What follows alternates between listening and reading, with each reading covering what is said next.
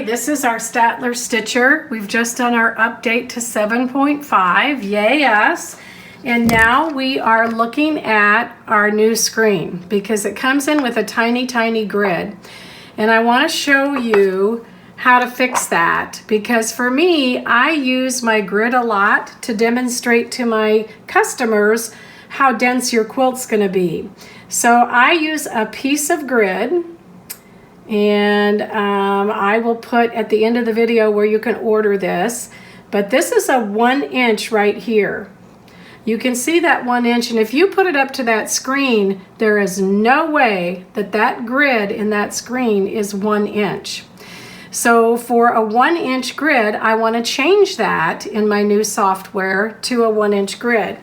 So what I'm going to do is I'm going to go down here to my zoom, and I'm just going to keep pulling it in and pulling it in and pulling it in. And I want to get that 1 inch grid where I want it to be. And you can do a couple of ways to do this. Now I'm going to reduce it just a tiny bit more. I can put that right up to that grid, and I can see that that is a perfect 1 inch grid right there. So once I get that, now this says 728% down here, right? Well, I'm going to fix that. I'm going to change that and tell it to set that current zoom as 100%. Now, anytime that I go down or I go to a different zoom, all I got to do is zoom to 100%. And once I zoom to 100%, you can see there it is, automatically a 1 inch grid. So when I'm pulling in designs and I'm doing repeat patterns, I'm just going to do an example.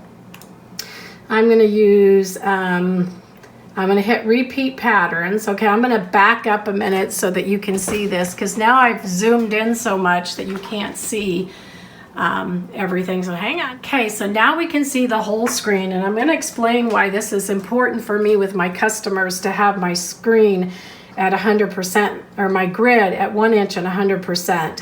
So I'm going to select a repeat pattern, and this is Fluttering Heart. So I left click the start point, and there is my floating hearts, and I'm going to change my dimensions of my total quilt size to 45 to 60 because that's actually my quilt size for my customer.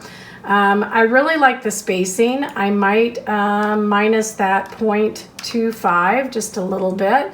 And that's a little bit better. And then I'm going to say, okay. And I'm going to let my customer look at that.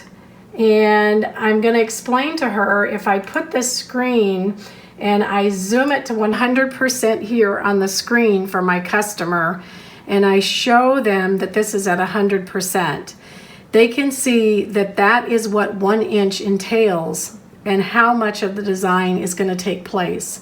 So that makes them feel more comfortable because I get more customers that say, I don't want it too dense, I don't want it too dense.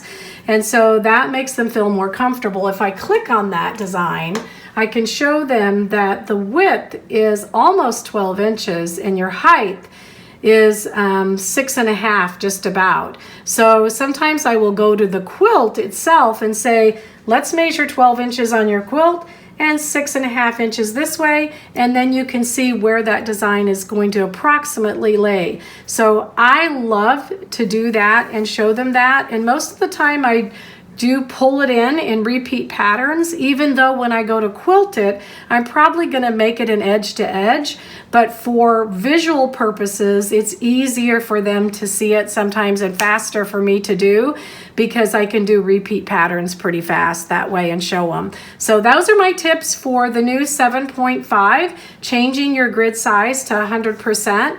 And if you're showing customer patterns, that works really, really well. Norma Real signing off from Norma's Quilt Studio.